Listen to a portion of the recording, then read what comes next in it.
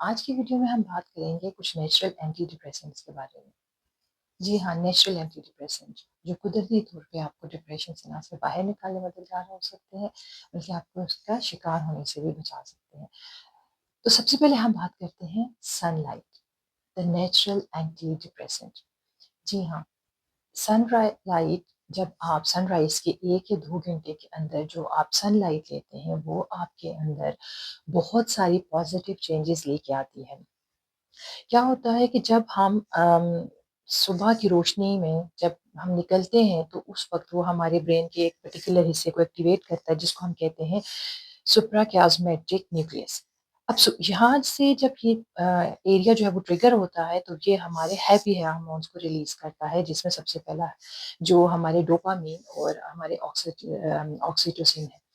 लेकिन मज़े की बात ये है कि ये कॉर्टिसोल को भी रिलीज़ करता है, कि जो बेसिकली तो हमारा स्ट्रेस हार्मोन है, लेकिन हमारी बॉडी को इसकी बहुत स्मॉल डोज़ ज़रूरत होती है to get up and go. ये हमें एनर्जी देता है और इसके साथ-साथ ये हमारी फ़ोकस और अलर्टनेस को भी बढ़ाता है। बट ओनली अगर ये ख़ास एक टाइम पे रिलीज़ हो, और वो टाइम कौन-सा है? सनराइज़ के बाद 1 से डेढ़ घंटे का टाइम। उसके बाद अगर हम बात करें मेलाटोनिन, जो हमारा स्लीप हार्मोन है, जब सनलाइट आपकी आँखों पे पड़ती है, तो उस वक़्त क्या होता है कि आपके ब्रेन को एक सिग्नल जाता है कि अब अम, नींद का टाइम ख़त्म हो गया। जो बायोलॉजिकल क्लॉक है, वो उसका अलार्म बजता है। उसका फ़ायदा क्या होता है कि आप जब सुबह उठते हैं, तो आप लेथार्जिक नहीं होते, आप लेज़ी नहीं होते हैं। और एक और इसका फ़ायदा क्या है कि रात को ये अपने उस बायोलॉजिकल अलार्म को रीसेट करता है, ताकि जब आप सोने का टाइम हो, तो ये उस वक़्त फ़ौरन से मेलाटोनिन रिलीज़ करे और आपकी बॉडी रिपेयर और स्लीप में जा सके। उसके बाद बात करते हैं सेरोटोनिन की।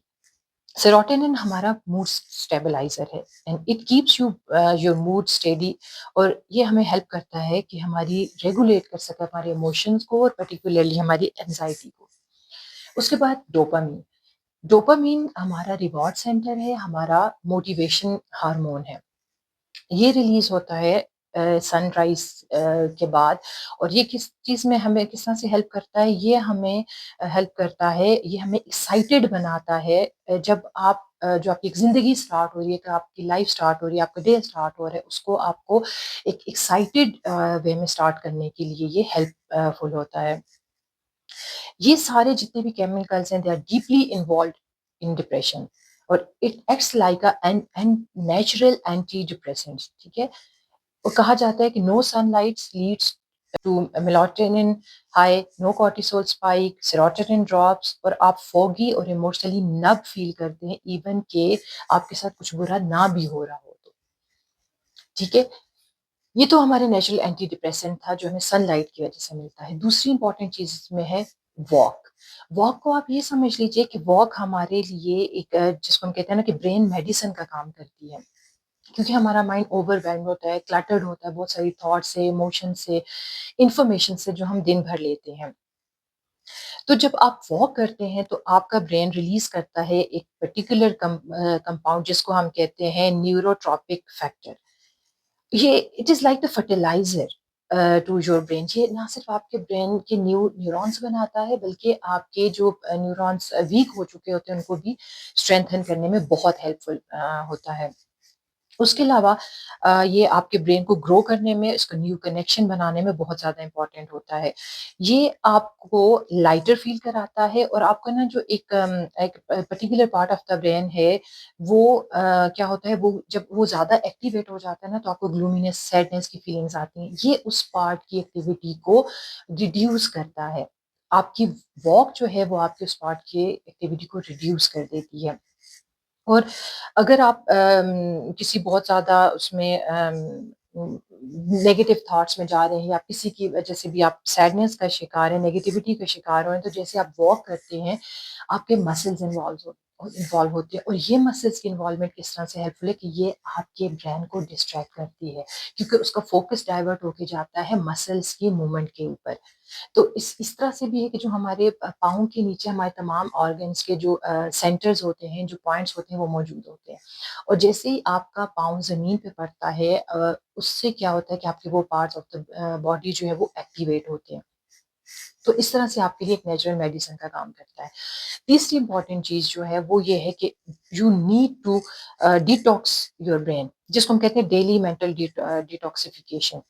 जैसे कि आपके ईमेल इनबॉक्स जो होता है वो बहुत सारी ईमेल से ओवर क्लटर हो जाता है, जिसमें कुछ को आप रिप्लाई करते हैं, कुछ को आप रिप्लाई नहीं करते। कुछ ऐसी ईमेल्स होती हैं जो आपके लिए एक अलार्मिंग सिचुएशन क्रिएट करती हैं, आपके बॉस की ईमेल आ गई, आपके हेड ऑफिस से कोई ईमेल आ गई। तो इस तरह से करते-करते वो माइंड के अंदर बहुत सारा क्लटर जमा हो जाता है।